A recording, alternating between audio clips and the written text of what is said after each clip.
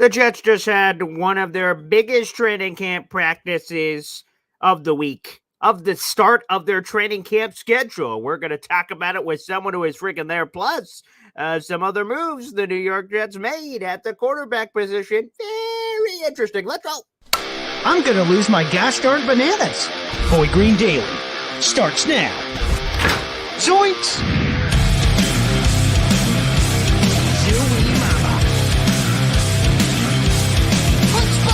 I made it clear that my intention was to play, and my intention was to play for the New York Jets.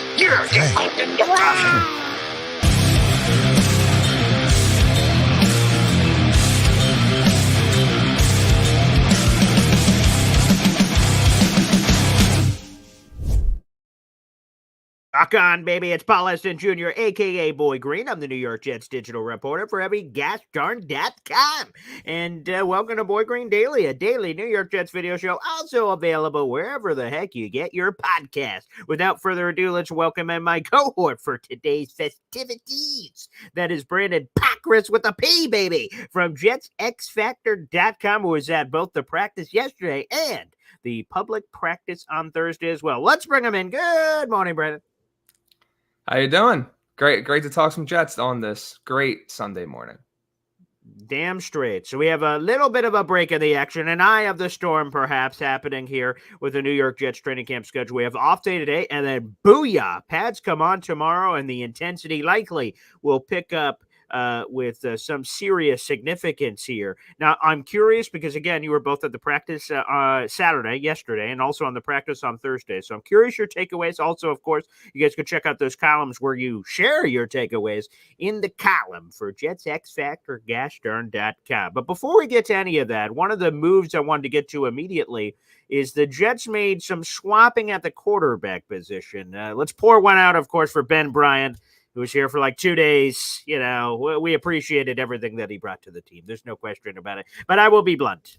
When Ben Bryant signed, I'm like, ooh, I felt like an owl over here. Who the hell is Ben Bryant? But apparently I didn't have to learn about him very much because he left the team immediately. One name you didn't have to Google was Adrian Martinez, who is a much bigger name, who had a lot of college success that was very intriguing. And something I think a lot of people won't realize, and again, we have a full article in the YouTube description down below talking about it. He went undrafted. 2023. Spent the off season with the Detroit Lions, and then he's like nowhere. And all of a sudden, the UFL gives him a ring. He's like, all right, sure, you bastards, I'll show up. And he wins the league MVP, the championship MVP, was part of the all-UFL team. And he's a big name already before all that jazz. So now he is added to the mix. I ask you this, Brandon, does this guy have a legitimate path to the 53-man roster and being QB3? Because the questions about Jordan Travis's health, and Sal saying it could take him even longer to rehab and recover. And then his only other competition would be a guy I'm sure must be your brother from another mother, Andrew Peasley, also with a P, also on the roster. So is there a path here for Adrian Martinez, QB3 on the 53?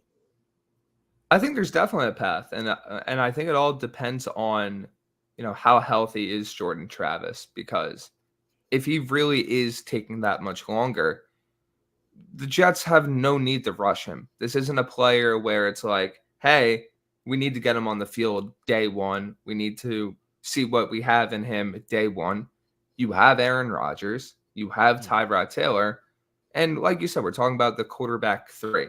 If Jordan Travis isn't progressing the way they need him to right now, you put him on the injured reserve or the physically unable to perform list. You let him recover there, and you let Peasley and Martinez battle it out. And look, this is a guy that does have potential. He was a highly regarded college recruit. He was a highly regarded college player. And, he wasn't drafted, but there's a reason he won the UFL MVP. Like, the guy has talent. And considering what Andrew Peasley has shown, hasn't been all that great. Like, he's had some nice throws. He's done some decent things, but there's also been a lot of interceptions, a lot of holding onto the ball too much, a lot of, things you would expect from someone that isn't at a starter or maybe even backup caliber level. If you can get that out of Martinez, and now you have 3 quarterbacks that are at least backup level, I think that's something valuable the Jets could have, because then you're entering a season where, if something happens to Aaron Rodgers, you're not like, oh, this season's completely screwed.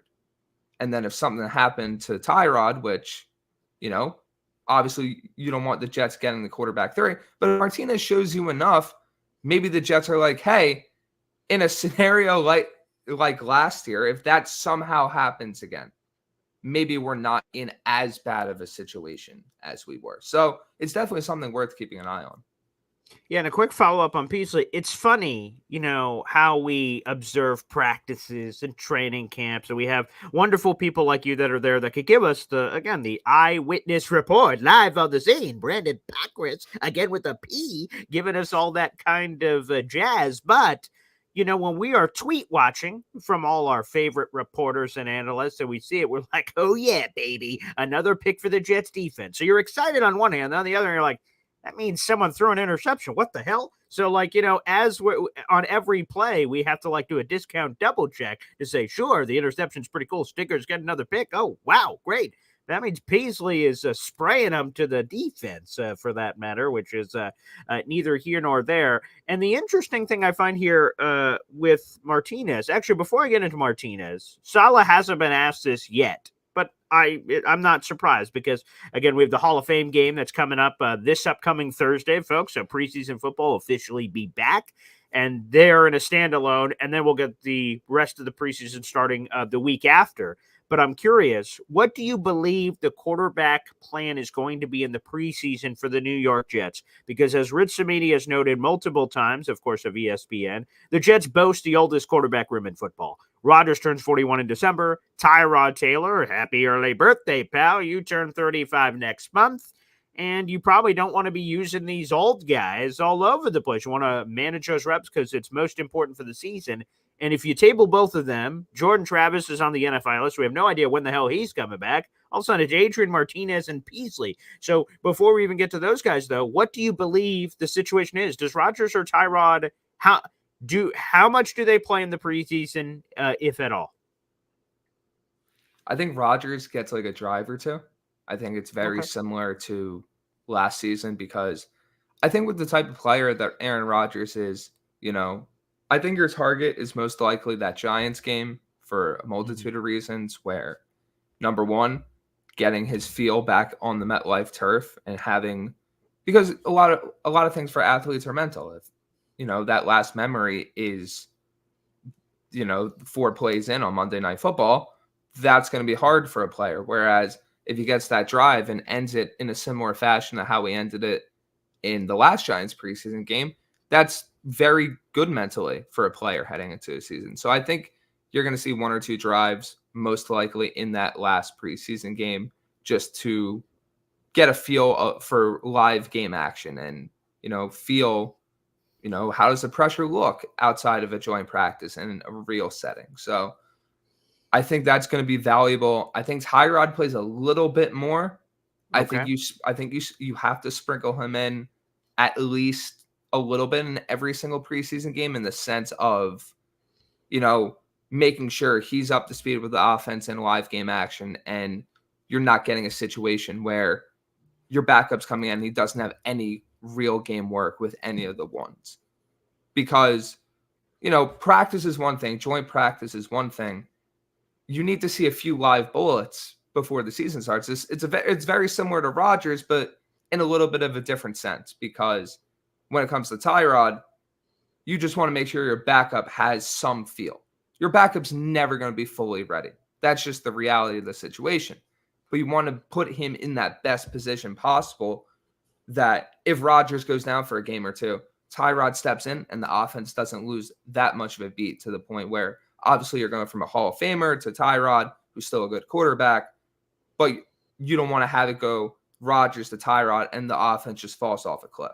So I think Tyrod plays a little bit more than Rodgers, but not a ton. And then I think the whole reason that, they did sign Martinez, but they kept Peasley, they're going to be getting the majority of the reps. Those 2 guys are going to be running the majority of the Jets preseason. They're going to see if they have anything that can stick at quarterback 3.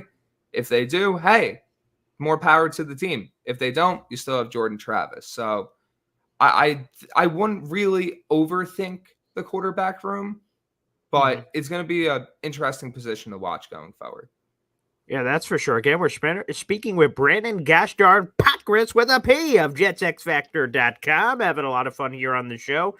And the thing I love about Martinez, so the UFL numbers, again, are great. Here are some of his statistics from the UFL press line. Martinez had 18 touchdowns this past season. So, again, it was the inaugural UFL season. That is the merging of the USFL and the XFL coming together for the United Football League, which is where he was played. And he scored 18 touchdowns, 15 passing, 3 rushing. He was the only UFL quarterback to throw for more than 300 yards twice during the UFL regular season. And he also led the league in rushing, which was also a nice little statistic. But as I look at his college career, it's very, long story short, folks, I'll just lay it blunt. I feel like Martinez can be our Chris Drevler, the guy that gets us crazy in the preseason. Because when you look at some of the collegiate production, where he mostly played at Nebraska, but you also had one final collegiate season elsewhere for Martinez. He threw for 9,700 yards, 51 touchdowns, 31 picks. It's a lot of interceptions on the touchdown interception ratio. But the thing was the rushing. He had nearly 3,000 yards rushing in college with 45 touchdowns and 4.7 per clip. Which, long story short, means this, that if he is somewhat compromised passing, but he's got all the running ability, booyah. It's a shake and bake, roll the Yahtzee dice. We've got another Chris Drevler here to rev around. Plus, to your point, I think you're right. I think he and Peasley are going to be getting a ton of the reps. It's important for these guys to be somewhat serviceable because you have to fully evaluate the rest of the team. That was the problem with Zach Wilson in a lot of respects, because when he's skipping rocks across the field, of course, that's terrible and god-awful. But if these receivers aren't catching passes, if these defense don't have chances at interceptions and things, and they're not getting those ups because the throws are inaccurate, you're pegging people in the stands that are saying, popcorn, oh, jeez, and they're getting smacked around. That's a problem. So, yeah, I am pretty excited about that. So, Martinez Peasley showing the preseason. I like it. Okay, let's see what happens. And again, bubble wrap and keep him safe. I think you're right, Brandon. I think Aaron Rodgers playing like a series, sort of like what he did with the Giants, and that's it. And then, yeah, I think Tyrod will be a little bit more than that. All right, let's jump on over to some of your camp takeaways. Good stuff there on Martinez. Again, guys, we have a full column in the YouTube description down below. You can read more about that signing. It's fascinating. Adding an MVP to the roster. Sign me up, baby. I love that. That's sexy. Nice in the headlines. We appreciate it. What's it? DJ Reed getting roasted and toasted. Is there any shame getting smacked around by Garrett Wilson, or what's the story here for DJ? I've seen a lot of tweets about it. A lot of tweets. I think it's one of those things where, unfortunately, you're not going to know until he goes up against another team, because, he's been very good against the other wide receivers on the Jets outside of Garrett Wilson, but Garrett Wilson has had his way with him, double moves, just route running. Like Reed has struggled a very good amount with Wilson. And the reason I say you're going to have a much better idea of, where Reed is falling right now when you go up against other teams is because you want to see how he still looks against the upper echelon tier wide receiver. You're going to go up against teams that have those type of route runners, maybe not to the level of Garrett, but pretty close. And, how does that opposite side look? So perfect example, right? Okay. With the Washington Commanders. If he goes up against Terry McLaurin, how does DJ Reed look? Is DJ Reed shutting him down? Is he holding his own? And now we come back and say, okay, Garrett Wilson is that dominant and is going to have that much of a year. On the other hand, if Reed continues to struggle with McLaurin and, let's say, Jahan Dotson, you come back now, it's like, all right, Garrett is still a phenomenal receiver and he's going to have a great year, but now are we going to be concerned about DJ Reed? And I think a lot of these questions are going to start to be answered once you get in pads, because so many different things change football-wise once those pads come on. The biggest thing is the trench battle, because it's one thing to block an offensive lineman, a defensive lineman without pads. It's another thing where you can now rip, and it's a lot easier to go contact, and everyone's going full force. Running backs, how do they read those holes now? Linebackers. And even with the wide receiver battles, you can actually get physical with the pads now. And now you can go full force. So Reed has struggled up to this point with Garrett Wilson, but how does he respond now? How does he adjust? And I think that's going to tell Jets fans a lot about, number one, where he's at as a player. Number two, how dominant Garrett Wilson might actually be this season. And number three, how that overall Jets secondary might play out depending on, where Reed falls in that cornerback echelon now.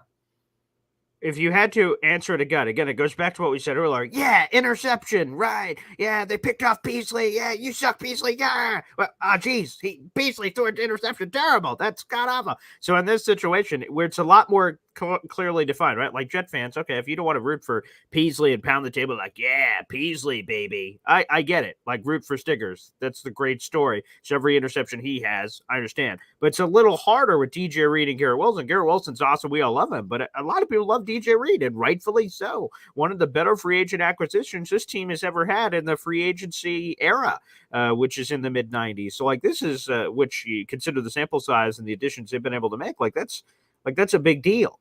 Is it more so in your mind, if you had to guess, or if you have insight on it, feel free to share, is this just Garrett Wilson is an unstoppable force with Aaron Rodgers, and it's just hard to stop there is only so much defense you can play when the perfect throw happens to the perfect, route being run, and they're just going to roast anybody? Or is it more so Garrett Wilson just being awesome, or DJ Reed not being awesome? I'm going to lean more towards the side of Garrett Wilson has just been that good because, even when he's going up against Sauce Gardner, he's gotten the better of Sauce Gardner a decent amount of time. Now, Gardner's had a few pass breakups, and, Gardner's probably the best cornerback in football in my eyes, or if not the best, it's him and Patrick Surtain. So Wilson has just been that good so far. And it also is to the point of how much he's building that chemistry with Aaron Rodgers. It's starting to get to that point. It's not fully there yet, obviously, but it's starting to get to that point where, Wilson knows what Rodgers is thinking and Rodgers knows what he's thinking. You're seeing that on these certain routes. You're seeing that on, how Rodgers getting the ball to Wilson right when he's getting out of his breaks and right when he hits that open patch of grass. And for a defensive back, that's so hard to defend.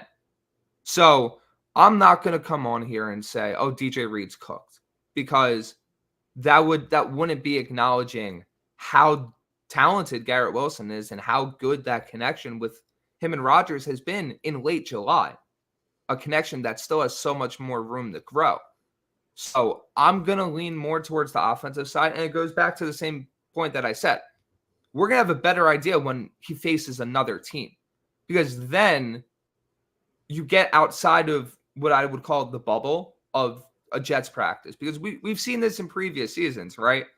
Guys look like they're dominant and, they're going to be world beaters. Then they go up against another team and they disappear. And it's like, okay, so that means this unit's actually like this compared to that team's unit. We've seen that with defensive linemen. Some defensive linemen would be dominating the Jets offensive line in recent years. They'd go up against another team. All of a sudden, they're quiet.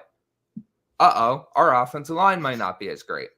You see that play out in the regular season. So, Wilson, I'm definitely leaning towards the fact that he's just been that good. But we will have a much better idea once the Commanders come to town and that joint practice happens.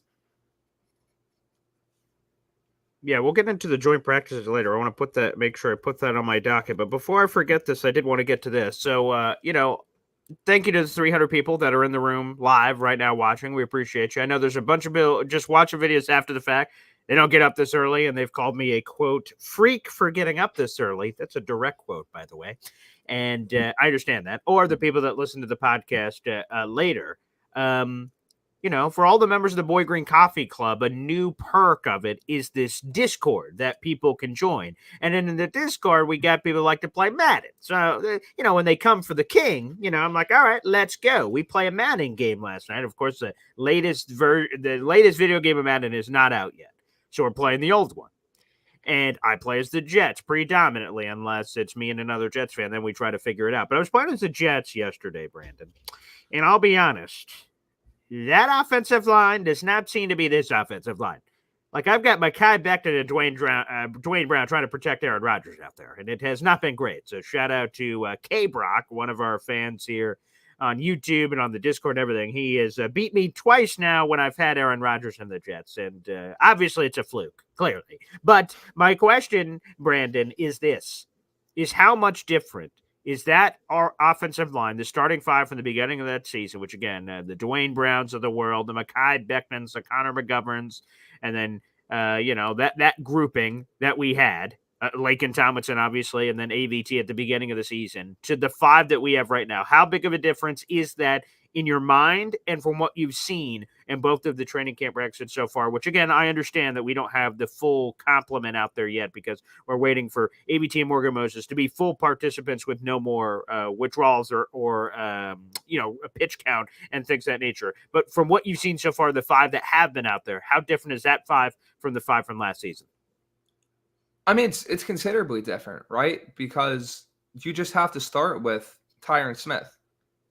He's on the field and he's practicing. And what has been the tagline for everyone that's talked about Smith? When this guy's on the field, he's arguably the best left tackle in football. I mean, he's maybe gotten beat one or two times. Like he's an absolute wall at left tackle. His technique is just perfect. And he's even really good in the run game. So when you have that, when you have the blindside protector down pat, combined with a guy that can get the ball out as fast as Aaron Rodgers, it looks that much better. And then you have Joe Tippmann, who's looked really good. You have, John Simpson, who, he's had some penalties. He's had some, bad reps, but he's looked pretty decent too.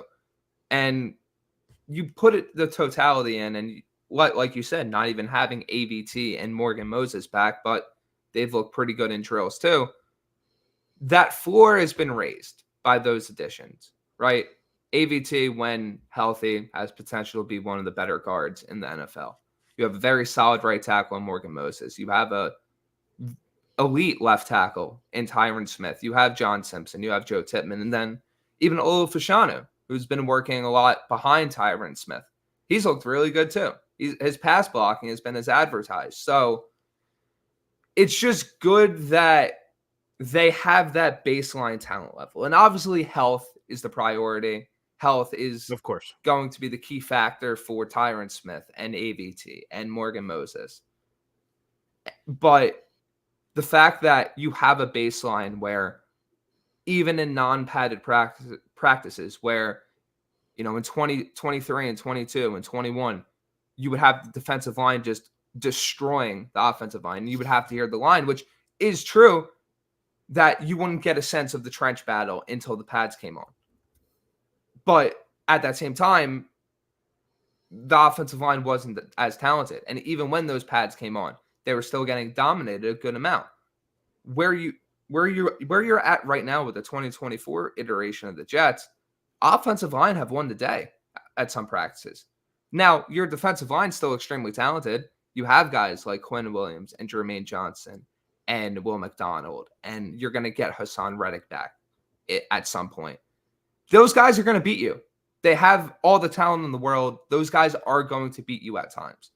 But the fact that the offensive line hasn't been dominated, and the fact that they have had winning days without the pads even being on yet, I think that's all you really need to know, because that should tell you where that baseline talent level is at now. Again, it just feels friggin' spectacular, and I can't wait because, again, if we were to believe Saleh, and that's always a questionable thing with Saleh and injuries, and, if he says this is going to happen, I quite often am led to believe the opposite is going to happen. So hopefully Saleh's gotten better in that regard, but we should be getting Morgan Moses and AVT back.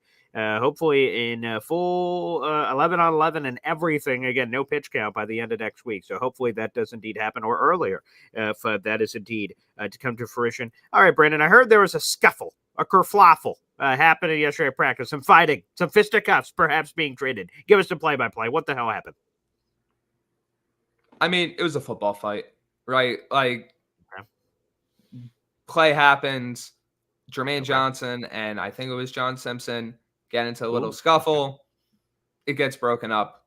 this what happens in training camp. You're going up against the same guys every single day. You're facing the same guys on the reps every single play, every single day, and it happens. It's sports. Guys are competitive, especially at the NFL level. At the highest level, these guys are the most competitive. Unless something spills over into real game action and in the course of the regular season when you're playing another team, it's nothing to worry about. Did you hear any Yo Mama jokes? What happened? What sent it over the line? What was the oh hell no? And then all of a sudden it happened. What was the verbiage there? Didn't hear anything. So I'm not the one to give the play-by-play. I just saw it unfold. Okay, let me ask you, by the way, where do you, because hopefully as we continue to do these interviews with you, Brandon, we learn a little bit more about you. So if you score a touchdown in a hypothetical scenario, okay, you score a touchdown, are you handing the ball to the referee, or are you doing a questionable amount of pelvic thrusts that may or may not draw a flag? What is more likely, though? I'm just handing the ball to the referee, you know. How classy. Act like you've been there before. You know, if it's a big Wow. touchdown, maybe I'll hit a pose, but otherwise, look, you gotta understand, you're gonna get back in the end zone, so act like you've been there before. Okay, I respect it. Again, hey, the Barry Sanders, he's one of my favorite players of all time, and every time, just boop, boop, boop, boop, boop, just hand the ball to the ref. But I'm going to be honest. If it was me, oh, yeah, I'm Captain Pelvic Thrust, baby. Oh, yeah. You don't know when's the next time you're getting there. Enjoy every single one because life is spectacular. There's just no other way to put it. All right, let's go through some other guys that kind of stood out. A name, and this is it. Was kind of the nature of the show yesterday when my father joined. You know, people hate the cliches, they hate the footballisms, but next man up. Injuries happen. It's football. We mentioned the fight earlier. Fights happen. Of course, these are wild animals going at each other. I remember fights back in my day and all the two-a-day action in high school. It's hot and someone's bothering the hell out of me. We start barking at each other after a play. It gets a little physical. And all of a sudden, you know, things are said. And we had some Yo Mama jokes back then, but thankfully there was no cameras or television, so we don't have to recap any of that. But when injuries happen, another part of the sport, one guy goes down, and that sucks for the guy. And we've had a couple of reserve-ish players. We could talk a little bit about that later. But what I want to talk about is the players that are stepping up into those opportunities, and that gives reps to different guys that maybe wouldn't have gotten those reps otherwise. What about Malik Taylor, perhaps the most unheralded of the former Aaron Rodgers teammates that was acquired by the New York Jets and brought into the team? By all accounts, it sounds like Malik Taylor, the talented former Green Bay Packers wide receiver, is making some noise. Yeah, he's looked pretty good. I mean, he's had 2 leaping catches over rookie cornerback Quantez Stiggers, and the cool thing about those plays is it wasn't like Stiggers had bad coverage. He had lockdown coverage, but Taylor just went up and over him, and you know, the route running looks good, the speed looks good. He did have a bad drop yesterday before the leaping catch in 7-on-7, kind of on a quick check down, and it kind of just went right through his hands. Like it happens, but I think he's doing a pretty good job of, you know, showing what he can do and what he could bring to the Jets offense. But it's really interesting how this wide receiver room and the wide receiver depth is shaking out. And it's becoming something that I'm really interested to watch going forward, because look, at the top, you got Garrett Wilson. Everybody knows about Garrett Wilson. There's not really much left to say about Garrett Wilson. Okay. Mike Williams is going to be your number 2 when he gets back. But then going from there, Xavier Gibson was looking really good in OTAs. Hasn't really had a chance to do much in training camp because he got hurt. And it's unfortunate because, look, I think Gibson's a really good player. I think he can bring a lot to the table for the Jets. But so much of football and sports is opportunity. And sometimes it's horrible that it works like this, but sometimes injuries create opportunities for players to step up. You have Taylor doing what he's done, making leaping catches in 2 straight practices and looking overall pretty good. You have Alan Lazard, who, look, I've been on the record saying this.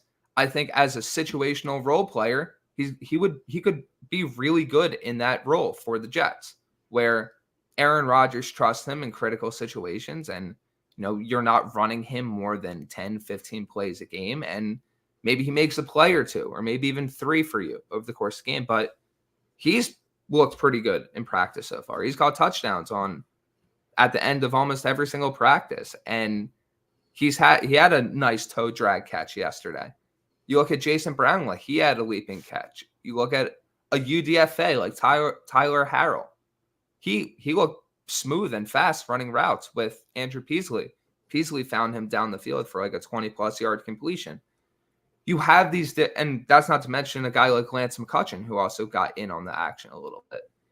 You have these guys where now, how does that depth shake out? Who steps up? Who makes an impact during padded practices, joint practices, the preseason? And I think it'll tell you a lot of, hey, where do these guys fall on the depth chart? How does the 53-man roster shake out? And do the Jets need to add another guy? Because look, if Gibson shows you a ton this preseason, and Brownlee and Taylor and Lazard, maybe you don't need to look into adding another wideout. But if this depth behind Garrett and Williams doesn't look as great, now the Jets, who I personally have thought needed to add another wide receiver, would look at it and be like, all right, this is a position we might need to look and upgrade going forward. But Taylor has done a good job establishing himself as a guy to keep an eye on, as well as the overall room, because look, I understand that the Jets have the upper guys, but injuries happen. You need to make sure that if one guy goes down or two guys go down, that your skill position group isn't just falling off a cliff immediately. Yeah, Malik Taylor's had some moments. I was at the Hall of Fame game last year. That was one of the coolest experiences of my life, that entire weekend and what that entailed. And the crazy Zach Wilson throw on the Aaron Rodgers Hard Knocks clip that went viral was to Malik Taylor. The Giants play later, also Zach Wilson, coming off the bye in that ugly, godforsaken football game that I will never get that time in my life back, where Zach Wilson, Malik Taylor drew the PI and helped him, put all the pieces together. Malik Taylor. So there might be something there for a guy. You never know, to your point, when you're going to have to be called upon, because, Brandon, I've been swimming in the same waters as you. Like, depending on how you evaluate this wide receiver room, on one sense, if you're an optimist, you could look and say, oh, wow, Garrett Wilson's spectacular. Mike Williams is going to come back and just like Breece Hall and have this amazing immediate start to the season. And then let's rock and roll, baby. The rest of the depth should just be just dandy. But if you squint sideways, Garrett Wilson's great. Nothing you could say bad there. How does Mike Williams come off the ACL?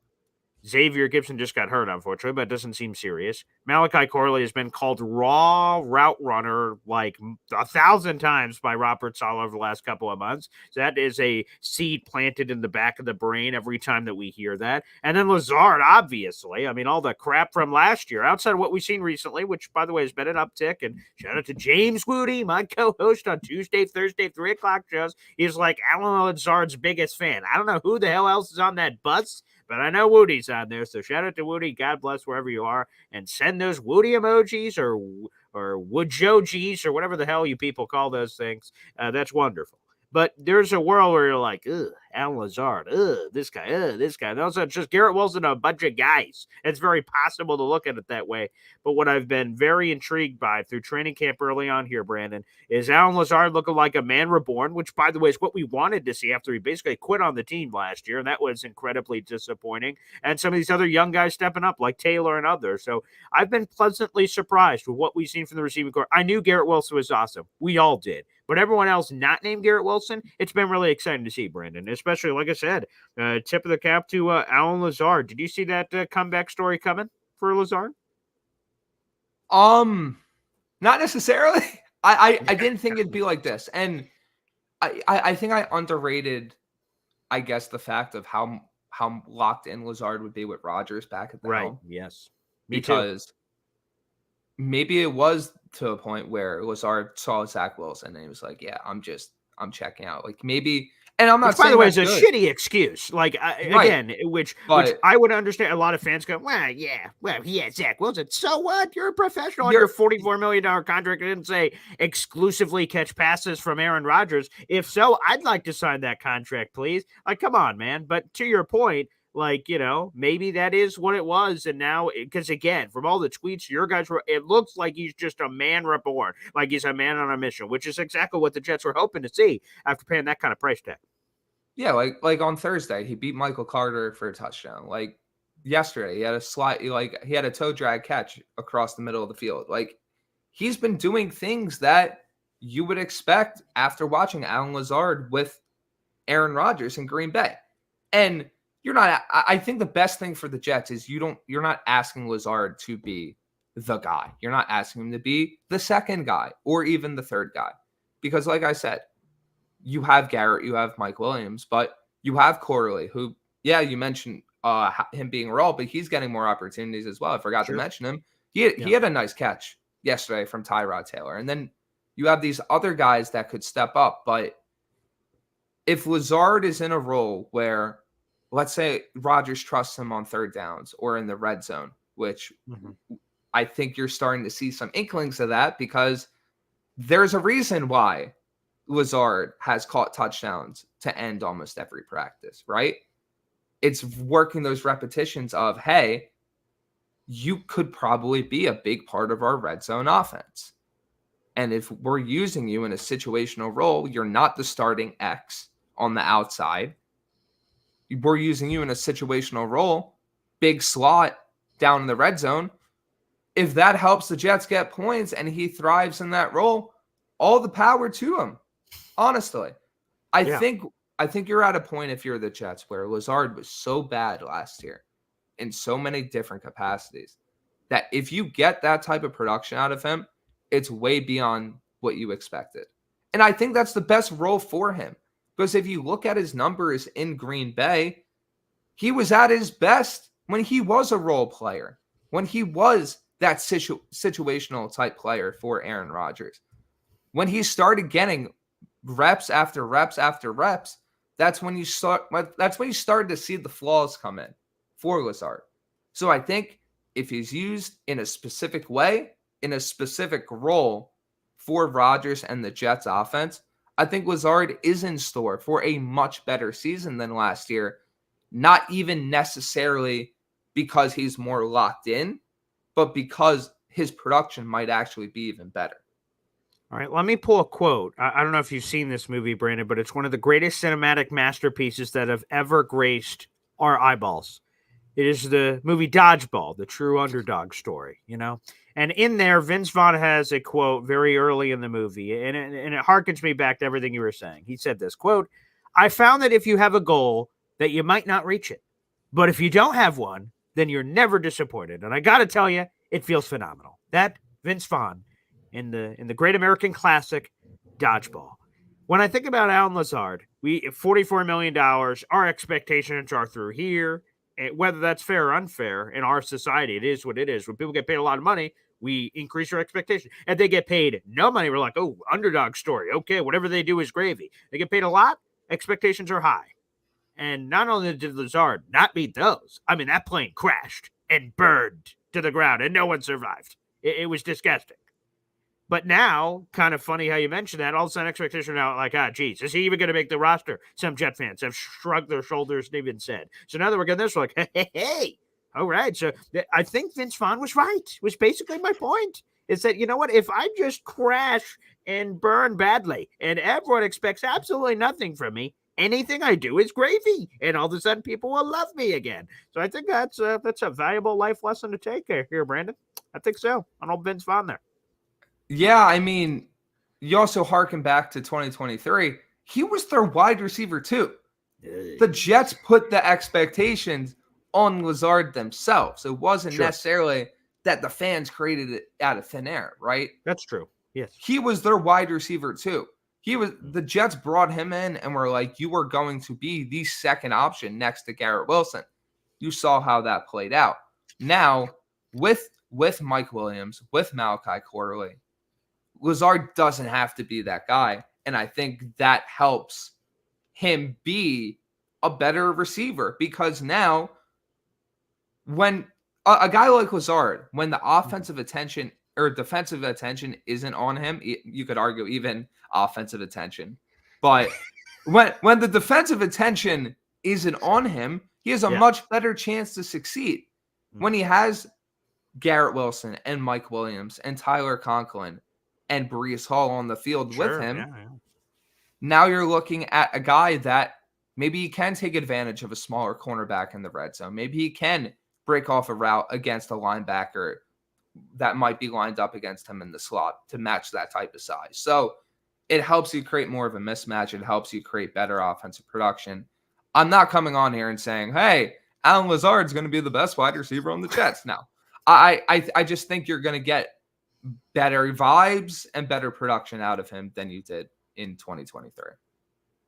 Which would be difficult to get anything less based on what we saw, but I love the cut of your jib, Brandon, for Pete's sake. We got nearly 500 people in the room, and the free way all of you can contribute right now is by liking the video and hitting subscribe. That helps spread the gospel, whether good or bad, of Boy Green Daily here. So make sure you guys show your support and do so. Also, the phone lines are now open. It is the pinned comment on youtube.com/boygreen25. So if you guys would like to call into the show and, ask Brandon a question or whatever is on your mind, feel free to share on Jets related or sometimes not. That phone line is now open, so feel free to access that now. And I told you the freeway you could contribute. But, the freeway is fine. But if you really want to go above and beyond, join the Boy Green Coffee Club. Let's paint the chat green. Let me increase the chutzpah of this show and allow me to scream and rant and say all kinds of weird vernacular that you wish I didn't. So why don't you do that, baby? Make sure you do it. You can either join a membership now yourself or gift it to others. Feel free to do so throughout today's show, and we will play random draft chimes and a lot of hoopla screaming. Like to do that here on the program. But as we wait for that to grace us with its presence when it comes, let's go to, we had a wardrobe change. So for people who don't know, let me break the fourth wall here. That when people call into that show, you click that link and you're just sitting there, you're scratching your ass or eating some food, whatever. I can see you down there. So I got a camera on you. And every once in a while, I'll take a glance down. Hey, what the hell's going on down there? And the individual that I'm about to bring on the show had a different wardrobe on. And as he was waiting his turn patiently, as I was asking Brandon questions, he had a pivot and he changed. So let me bring this individual on because there's just no other way to do it. Let's just bring him on the show. B-Mac is on the show with great Jets representation. But about 5 seconds ago, it seemed like you were about to make an ulterior decision. B-Mac, look at that. You had that Packers hat on. Come on, B-Mac, for God's sakes. Aaron Rodgers is your quarterback now. Enough of that Jordan Love business, the highest paid quarterback in football nonsense. Wow. A double? Is that even allowed? Are we allowed to do that? I feel like we're breaking the, I know Brandon's a big superhero fan. I think we're breaking the multiverse here, the multiverse with all of this. Wow. Yes. Paul Boy Green. Hey, Brandon. First time me actually talking to you. Oh, yeah. Well, thank you. We're glad to make that happen. Oh, wait. Yeah, here we go. Sorry, it just happened. Shout out to Bang Mateo, who has been a very popular person I've seen in the comments section during the show today. MFC, mother underscore effing underscore chew, gifted a membership. Thank you, MFC, and Bang Mateo. That is going to anger a lot of people in the comment section because they have been yelling at old Bang Mateo this entire time in the comment section. But I love the passion, baby. So we got a new member to the Boy Green Coffee Club. So pay it forward, baby, and spread the love. Keep them coming here on the show. Now let's get back to people yelling at you to take the hat back. For us to remove the Jets hat that we gifted you here on the show. A lot of people are not happy, Mr. Jordan Love. No, go ahead. What's on your mind? Thank you, Bang Mateo, for interrupting me. He did. But shout out to the but thank you for really interrupting me. Good morning, everybody. Hey, Brandon, first time me talking to you. I don't know if you know this, Brandon, but I am a Jet fan and Packer fan. You know what I mean? Packers are my first team. but the Jets are my second team because I'm a big Rodgers fan as well. You know, Okay, B-Mac, stop right there. Just wait a My- second. I need to now, because like this is your first time meeting, so I feel like I'm Maury or maybe Dr. Phil, perhaps. Do you have any problem, Brandon? So he just tells this guy you just met it for the first time in your life on the same show of being together. Okay, B-Mac tells you I'm a fan of multiple NFL teams. Fair or foul? I mean, just if he, CC. Whoa, B-Mac, excuse me. We will have order in my court, young man. Hold the phones there, hip-hop king, okay? Brandon, fair or foul, this person you just met being a fan of multiple NFL teams? Fair or foul, Brandon? they're not in the same conference, so it's fine. Okay, so that's your rule. So, if Yeah. someone's like, I'm a Jets and a Dolphins fan, that's like disgusting Look, and uncalled for. But look, different conferences, okay, that's good to know Yes, because some people yes. have accused me of being a Cowboys fan because of my father. Thankfully, also in a different conference, so I passed those rules if those rumors were to be true. Anywho, go ahead. Back to you, B-Mac. Go ahead. Well, first of all, real quick, your dad is not a Jets fan because he shits on the. Oh, he's Jets another one. That's a good starting, point. It's the inverse, right? quarterback. Yeah. So no. So Look at that. Oh, my father gonna chiming trash in on- on YouTube. How in the F is this guy giving me a hard time? Because, by the way, Brandon, to bring you in on the thing, my dad's a Cowboys fan, and a lot of people hate him. I'm just going to lay it out there. They've called him an Aaron Rodgers hater. There's the Rodgers derangement syndrome on the Jake Asman show that was inspired by my father, and B-Mac has given him a lot of crap. They have not been on the show at the same time yet. That hasn't happened. But my dad says, how in the F is this guy giving me a hard time regarding the Jets where he's wearing a moldy cheese head? Wow. Things are getting intense. Hey, Pop, you got just to let you know, you got lucky yesterday. You was lucky. I had a important visit at my mother's house because I woke at school and you bad yesterday. So so you are lucky. You have avoided my wrath. All right, now back to serious business. Of course. Yeah. Yes. So back to the saying, yes, I am and it's very understandable to be a Jet and Packer fan. If you're a Dolphins and you are a Jets fan, then people will be looking at you like, what the hell? But it's understandable because my favorite quarterback is on your team. You know what I mean? So y'all have stole my favorite quarterback from me. So so that's why. So so I get to have the best of both. My dad said, "I'm sorry, I missed you at your mom's house yesterday." Yeah, you got jokes, son. You know what? I would say this. I respect your father a lot. I do, well, that's because good. He has defended this and fought for this great country that we live in. If it wasn't for your dad, we wouldn't have this country wouldn't be what it is today. So I would salute 20 you, years Paul in the Senior, United sir. States Navy. So shout out to my father in the service.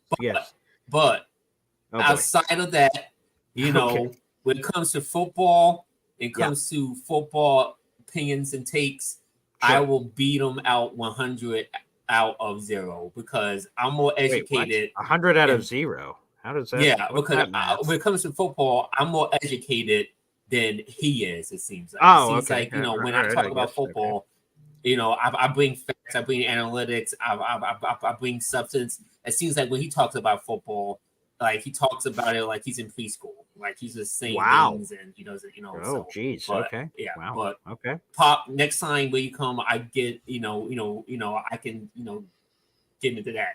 But now, as I was saying, I want quickly because you got the calls. Yes.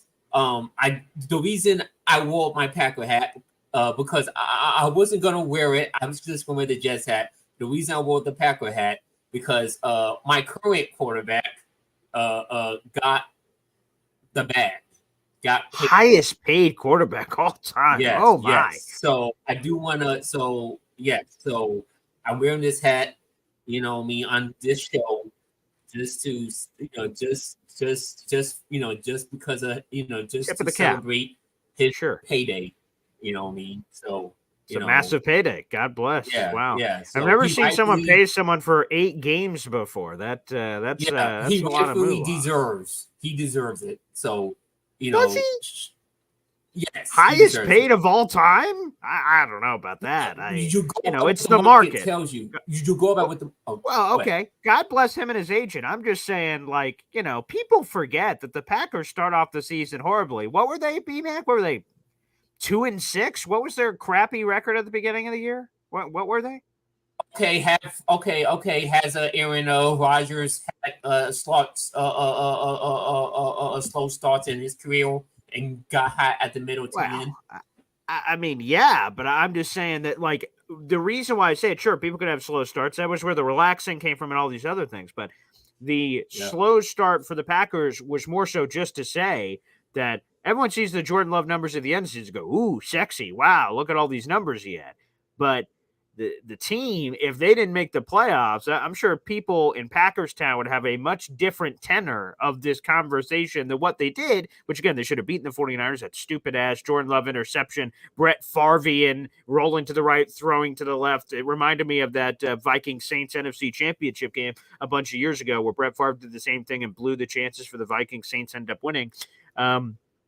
And then they end up doing their business and winning the Super Bowl and all that jazz. But I don't know, man. They paid him for a half season of football, basically. That just, boy. I get it. I know. I know there's a ton of people who's gonna have their own opinions of it. You know what I mean? But look, again, I'm with you.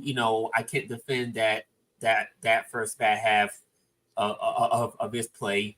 You know what I mean? And at first I was like, all right, I'm sketchy. Like, is it really the guy? Is he really? And then, he proved it in the back half of the year, got things rolling. Yes, he made a boneheaded mistake against the Niners, but I'm gonna have to give him a little bit of a pass because a pass it was against. Well, don't give him a pass too heavy, or that one will get intercepted too. Well, it was against a team that almost won the Super Bowl. So it was against. What did you just say? It was against a team that almost won the Super Bowl. How much does almost count? The Jets almost beat the Chiefs last year. What was that on the record? Oh yeah, a loss. That wasn't a half win. Come on, man. What are we doing here? But this is a Super Bowl we talk about. We talking about the biggest they lost game. It. Hey, you gotta get there to lose, right? That's what they say. Yeah, Who says that? I've never heard that ever. What do you mean you have to get there to lose? I've never heard of that quote. I gave that wonderful Vince Vaughn quote. You're spitting on that Vince Vaughn quote. That was a great quote. You had to get there to lose. What does that even mean? Well, I've got a question for you. You've been a Jet fan, right? Right? I'm a Jet fan. Yes, I can confirm. You being in the Jets' history, losing. Sure. Not going to the playoffs in 13 years, right? Thank you for bringing that up. As a Jet fan, get to the Super Bowl, right? Be up by 10 points, all right? And have a chance to close it out in the Super Bowl and lost and not making the playoffs at all in the past 13 years. Would you take that? Let me make this as abundantly clear as I can. I will die on my 13-year playoff drought before I get to the Super Bowl and lose. Because here's the thing. Let me make this clear, okay? If I can. The Jets are batting 1,000. Every time they go to the Super Bowl, they win. Some people would say they only went once. That's an interesting stat. But again, every time they go, they win. Okay? They've never lost a Super Bowl in history, pal. Them being the New York Jets. And I want to keep that intact. So hell no. I am a guy, and I even said this as an athlete when I was playing in high school football. I'd rather a team ask me to bite the curb, and I want them to roundhouse kick me in the back of the head, and I want to lose by 1,000. I never want to lose by one, because when you lose by one or you lose by a very close margin, in your head as a player, you go through every play. Oh, boy, if just this happened, blah, blah, blah, we could have won. When you get blown out by 40, it's a humble pie you have to eat when you're watching film the next day, okay? So I'd much rather get blown out than lose close. I'd rather never make the playoffs and lose in the Super Bowl. So screw those losers who say that, because they're idiots. Absolute idiots. Give me my playoff drought all day. Quality over quantity. When we go, we're going to make some noise. Spoiler alert. We're going into the playoffs this year and making some noise. Okay? Boom. No, I'm rooting for the Jets all the way. I'm hoping we get to see these two teams in the Super Bowl, man, because that would be Packers versus Jets, Rodgers versus his old team. You know what I mean? Like I will. I mean, I'll probably get my tickets and go to New Orleans myself and see that. You know what I mean? But unless the ref screws, unless the referees help the Kansas City Chiefs out, something like that, and For sure. if the league wants them to repeat, so they can have the first team to have a repeat. But, perhaps we will see. That'll be a storyline this season. So, BMAC, what the hell is your question? What the hell is your question? Yes. Are we? Hey, I mean, I thought we was cool. We are cool, but I don't know, man. You got me all fired up here about all kinds of things. I don't know why, but I'm fired up for some reason. Well, I didn't mean to, but that's okay. It's good. It's good to be passionate. It's good to be fiery. Yeah. But go ahead. What's your question?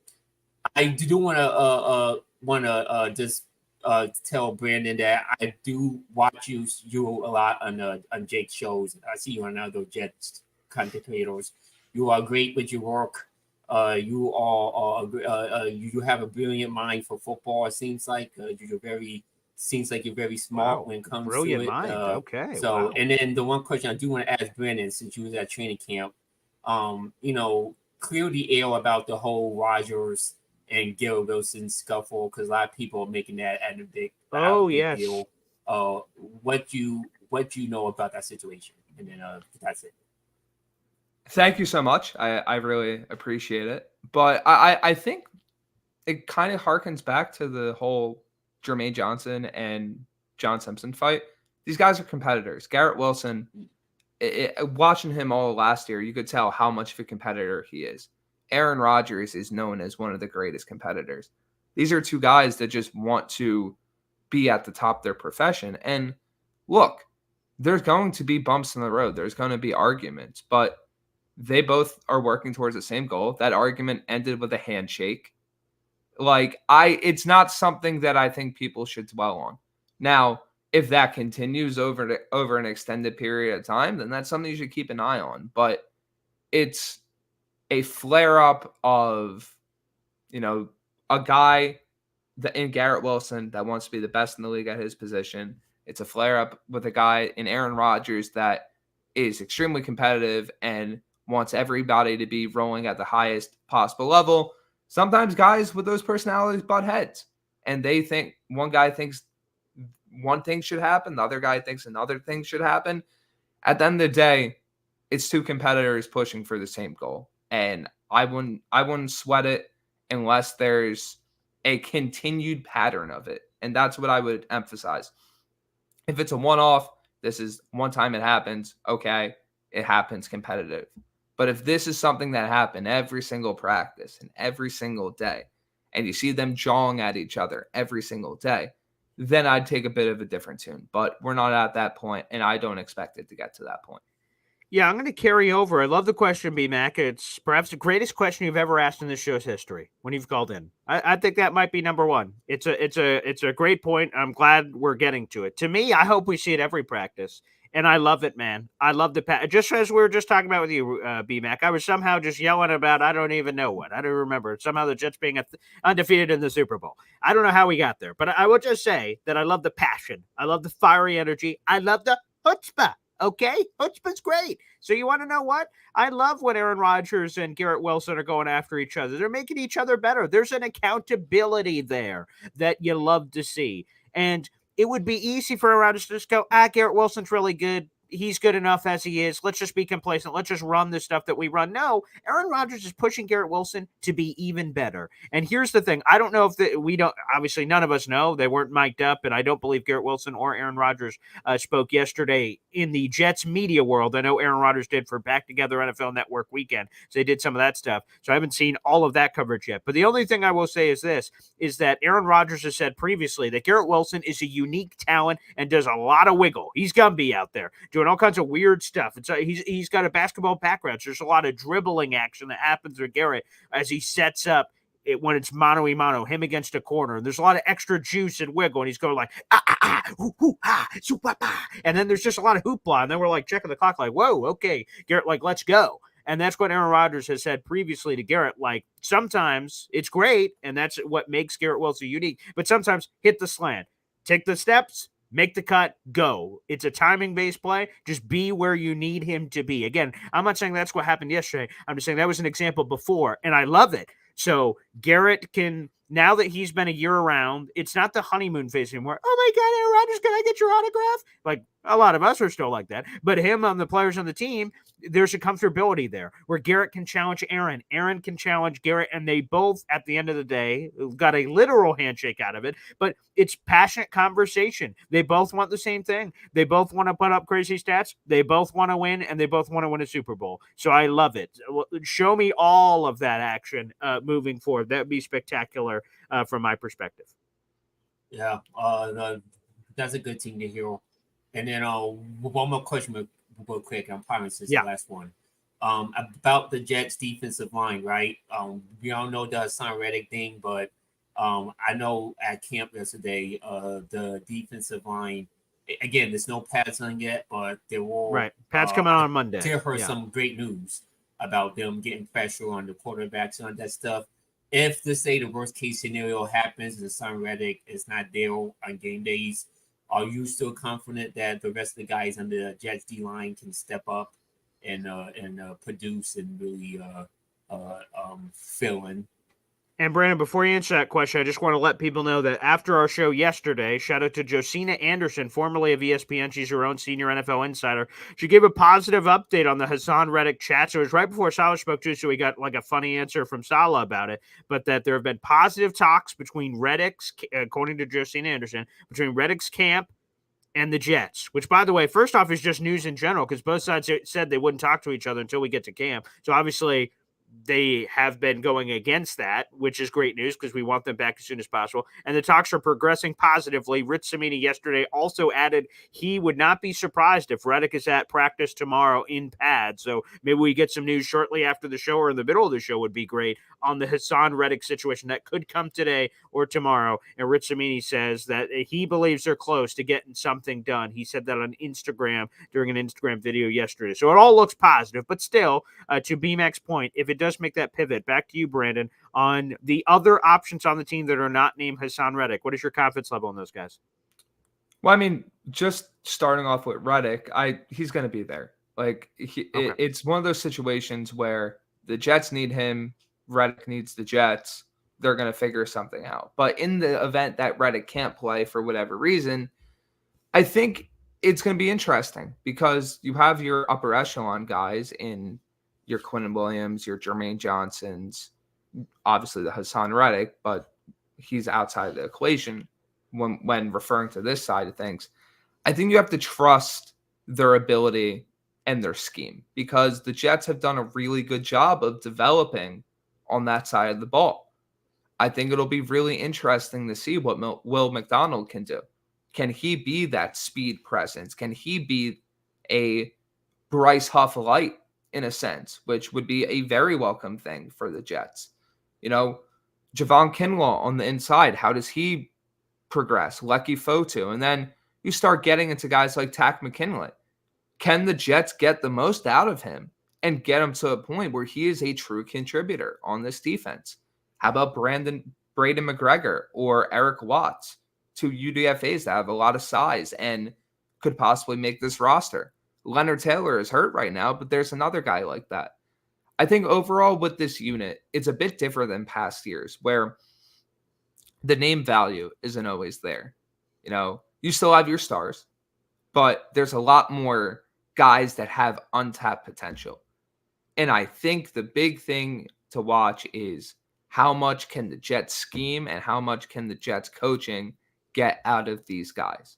Because that's really going to give you the best sense of, hey, how good can this defensive line be? Okay, there you go. B-Mac, thanks for all the love. Thanks for all the love, pal. And the weird Packers Jets hat at the same time. That's a new style. Feel free to debut that in your life. I don't know if that will get any traction, but hey, you know what? Someone's got to be a trailblazer, and I'm glad it's you. B-Mac, thanks for calling in, pal. Appreciate you. That was a trip. That was just caller number one, for God's sakes. All right, well, we got another call, and again, Brandon, if you have anything going on and you have to pull the plug, just let us know. We appreciate all the wonderful time that you've given us so far. Again, Brandon Packris with a P. We got 600 people in the room right now. We appreciate everybody for watching the show live. Speaking of live, let's go to Ricky New York alive. How's it going, Paul? Great, pal. Good to see you. Good to see you. Yeah, I have a couple of questions. My first question, I have to ask you, Paul, and I know that you probably know the answer, but I have to ask. Do you know what? This is a loaded question too. Ooh, okay. I love loaded questions. Do you know what number Tyron Smith is for the Jets? I believe he took Highway 77. I believe he's 77. Awesome. Okay. The reason I ask is because I'm looking at Twitter on my way home from work this morning, and I see multiple tweets from fans and even 2 content creators saying how great it is that Tyron is out there mentoring Olu. The problem is it was Morgan Moses. It wasn't Tyron. 74, bigger than life, and so I knew you would have the correct answer. Yeah, that's it, baby. Way to make me look good, Ricky. Ask me any questions to make me look good. I appreciate that. Yeah, I was really surprised at people tweeting that, and I was like, wow. So we need to do some homework on our offensive line numbers, guys, I guess. Yeah. But yeah, that's it. Okay. Yeah, let's get with the program, people. Grab the roster sheets. I give you one at training camp. Just take a gander. Thank you, Ricky, for the accountability. We love to see it. Awesome. Brandon, my questions for you would be, and I like what you said about Lazard. I think he definitely is better when he's not counted on, but I think the problem with Lazard last year, it wasn't ability, it was effort. He quit on us. And I mean, if we can get anything out of him, I'll be happy. I know he looks better, now with Rodgers out there. And I mean, what receiver wouldn't look better with Rodgers compared to what we had before? But my question was going to be, I know Malik Taylor's been making some plays, and there was a lot of hype for Corley, after the draft, but I'm listening to Saleh. I'm listening to people, say, yeah, we were there. He was strictly with the twos,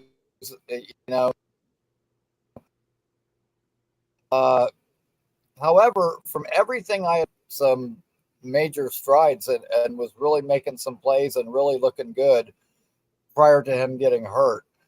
But hey, next man up mantra.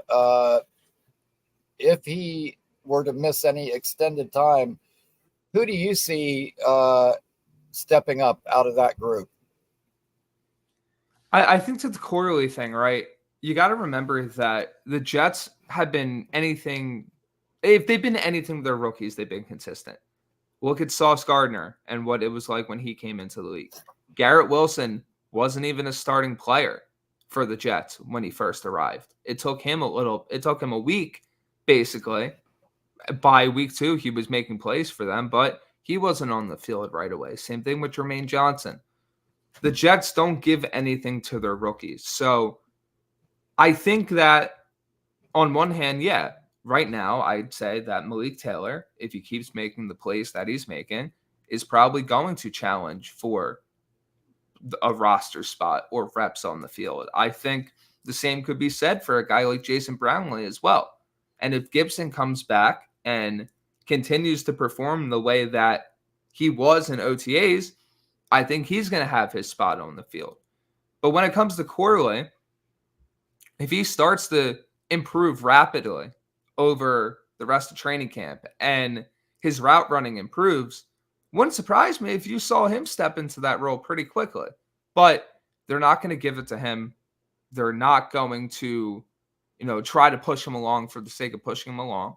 If he's ready, he's ready. If he's not, the Jets are in no need to rush him to be a starting player. You can use him in a package here or there. But right now, I'd say that if Gibson's hurt, and he is, but he'll be back in like a week or so, I think you'll see a lot more Malik Taylor, and I think you'll see Lazard pick up some of those reps as well, probably with a little bit of Jason Brownlee sprinkled in too. Right on. For what it's worth, Jermaine Johnson, as a rookie, his very first game at Baltimore, he did get a sack though. Yes. I mean, I know he wasn't playing all the time, but he did show up early. So yeah, I was at that Jets Ravens game. Just by the way, I can't believe Garrett Wilson didn't start. Like, I was in disbelief to my fiance, and then however, my baby must have been like months old at that point. I turned to my baby and I went like, "What the hell, man? What the hell?" The baby said nothing because she was a baby, but I was like, "What's going on here? How is Garrett Wilson not starting?" So yeah, it was a slow and steady approach. Yes. And one last thing I want to throw in real quick is, I like what you said. I think that there will be some sort of package for Corley, even if he isn't getting a lot of time. And that's one thing that I noticed. I can't remember if it was the bomb to Garrett that started practice off the other day, but I was looking at one of those clips this morning, and there's Corley in the backfield lined up like a running back on that one long pass to Garrett. And like, I think that, I watched that on a couple of different shows, and everybody was so excited talking about the pass to Garrett that nobody brought that up. Great catch. Yeah. I was looking at it this morning. I was like, damn, there's Corley lined up like a running back.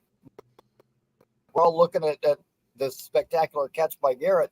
Nobody honed in on that. But all right, man. Appreciate it, Brandon. Appreciate it, Paul. Keep up the good work, guys. And you guys have a good day. All right, thank you, Ricky. Yeah, and it is a great catch. I noticed it because someone else brought it up. It was one of my followers, quote tweeted, said Corley in the backfield. I was like, oh, interesting. Again, when I went on a bunch of training camps here in New York, Giants, Bills, Jets, a bunch of years ago, and that was Saquon's rookie year, and they were lining him perimeter receiver, and I was like, damn, okay, people are using guys in unique ways, so you never know. Brandon, before we get you out of here, we have one final pressing question from someone who read your piece, but they came away with the question, Brandon. And that question is this. It is from mother_effing_chew. He asked, Brandon, what the hell is a Naruto run? Okay, so MFC, by the way, congrats on your 2-month anniversary. It's great to see you on the channel. I'm glad you're using that for this question, those powers. I have to look around this football here in my current setup. But I have a bookshelf that is diagonal to me right there, and that is volumes 1 through 50 of Naruto. So I know exactly what it is. But for the less inclined, what is a Naruto run? I don't even know how to describe this. Basically, I would say look it up on YouTube, and it'll come up almost immediately. It's a certain run, you have the arms behind the back. I don't know why they always ran like that. It never really made too much sense to me, but look, it works, and it's a fun celebration that some guys break out, and one of the Jets did yesterday. So go to the film, MFC, go to the tape, go to YouTube, go beep boop pop, Naruto run, search. And it should come up. You will see people mimicking it, of people running around doing it, and you will see, I'm sure, clips of Naruto doing it himself. But great question. Again, I'm glad he used your 2-month membership post for that. That is spectacular. Well, Brandon, I want to thank you. Yes, thank you for that, MFC. I want to thank you, Brandon, for popping up on the show. I know you've been doing a lot of content. You will keep the train rolling. You're hopping on with Jake Azza this morning, correct? Yes, we'll be on there at 10:30, and thank you so much for having me on. Truly appreciate it. All right, thanks, Brandon. And where can everyone find your work for all things New York Jets on your way out? So you can find me on Twitter at BPOC24. I have the little thing at the bottom. Writing for Jets X Factor. Great site. Keep following all the content there. Going to keep coming throughout training camp and the season. also writing for the league winners. So make sure to check out that site, doing some Rutgers and FAU stuff over there. And Wow. lots of awesome Okay. college and NFL stuff going on over there too. Beautiful. Well, thank you so much. And Michael screaming. So we do have some Naruto fans in the audience. Michael Dunsing, leave Village to the moon. Phenomenal. Well, Brandon, thank you so much for joining us. And we're looking forward to you on Jake Asman in a little bit, pal. Yep. Have a great day, guys. All right, there he is. Brandon Pacris, again with the P from JetsXFactor.com. Shout out to him for joining us on the show. To the 600 people in the room on a Sunday morning, I love it. We're a bunch of Jet freaks. And it's a day off today, but it doesn't feel like a day off. Not a day off for us, a day off for the New York Jets. Let's fingers crossed. Let's hope for the big Hassan Reddick news. I would imagine that comes out either today, late at night, or early in the morning before we get the official Jets pad day, which again, Monday is pads come on, baby. And I always remember, I'll probably try to play that video if I can. You know, Terry Tate, the office linebacker. Here comes the pain train. Whoop, whoop. Oh, yeah, baby. The pads come on. I would definitely be tweeting that video out on Monday morning as it reaches a new level, which should be a lot of fun. Absolutely a lot of fun. So again, make sure you guys like the video, hit subscribe, and I will just answer a few comments here on the way out, which will be great. Let me see. Dakota chimes in. Paul, that Madden game last night you played live was wild. Absolutely. So, yes, guys, something new I will be trying to do for some additional content on top of everything else. The Boy Green Daily lives every day at 7:30 in the morning. Me and Woody show live every Tuesday and Thursday at 3 o'clock. And speaking of Jake Asman, we will be doing shows with Jake live every Friday at 3 o'clock. The reason why it did not debut, by the way, this past Friday is Jake had national radio to do. So that's part of Jake's job, that at any point he could be called to do national radio. So with that being said, our delay for that they debut, that was a word salad. The debut of that show will be delayed. So obviously it did not happen this past Friday, but it will and is supposed to happen this upcoming Friday. That will be live on my channel and Jake's. So you guys can check that out, mine and Jake's show. Plus, like Dakota mentioned, randomly at night, I might be getting some Madden in, maybe some College Football 25. I'll just be streaming that to the channel. So that's why you have the notifications dinged. You have a little bell notification. So anytime we're live, you guys can check that out. My random Madden streams and College Football 25 streams that may be coming against you random Jet fans. You guys can always hit me up on my PlayStation 5, PS5. It is Boy Green 25. So if you guys want to game up, you want to strap up, you want to face the king. Although I've actually been on a little bit of a losing streak recently, but I'm going to hop back on. Everyone's human. But you guys can feel free to check that out. Random live videos of my Madden and College Football 25 video game playing, which is a lot of fun. And big Naruto guys. So shout out to all the Naruto people here in the chat. We appreciate it. Well, thanks everybody for tuning in. And like I said, I just want to go back to the beginning of this and just say that the MVP quarterback that we're doing, that the Jets have brought in Adrian Martinez, I'm super excited about, guys. And I think he could be our Chris Strevler. He could run around, make some plays, be exciting in the preseason. I think he, to me, is the favorite right now to be the QB3. It sounds like Jordan Travis might be redshirted literally by being IR'd and then just on the team but can't play. I think there's a chance that happens. We might not see him this year, which is fine. That was kind of part of the draft process. Would have been cool to see him in the preseason and camp, but he might be IR'd and out for the year, potentially. Again, that's not official yet, but that's just kind of what I'm thinking could happen. And that leaves the QB3 door open for either Andrew Peasley with a P or Adrian Martinez. Not as cool, but with an M. And Martinez could be our Chris Strevler, which could be a lot of fun. I see Terrence Hill says in here, you should schedule a weekly game on Madden Live on your podcast. We should. That would be crazy. We'll look into that. I'll see if I can make that happen and see that. Jared B says, Martinez looking like Mahomes out there wearing 15. I love it. He's got the tattoos and everything. He's a fun player. I remember him in college. And then again, to get the reigning UFL regular season MVP, the UFL championship MVP, and he was a member of the all UFL team. He also led the league in rushing as a quarterback. Spectacular. He's a really, really talented player.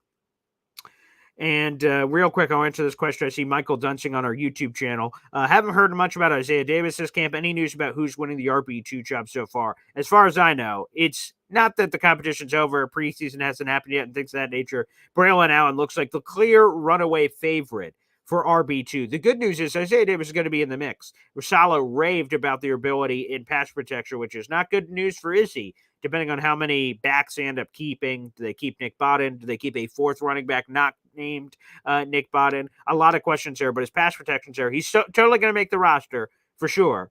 But RB2 right now, if I had to put my money on it, I'm pushing all my chips on Braylon Allen out of Wisconsin. Thanks, everybody, for tuning in. Thanks to the 600 people who are watching live, but I know plenty of people watch the videos after the fact or listen to the podcast version, the audio-only edition, if you'd like that. Quite frankly, wherever you find your podcast. Thanks, everybody, for tuning in. Like the video, hit subscribe, and check out the full column in the YouTube description down below on the Jets signing Adrian Martinez and why that's a bigger deal than some people may be making it out to be. Thanks, everybody, for tuning in. We'll see you tomorrow live for Boy Green Daily. Take care and enjoy the rest of your week.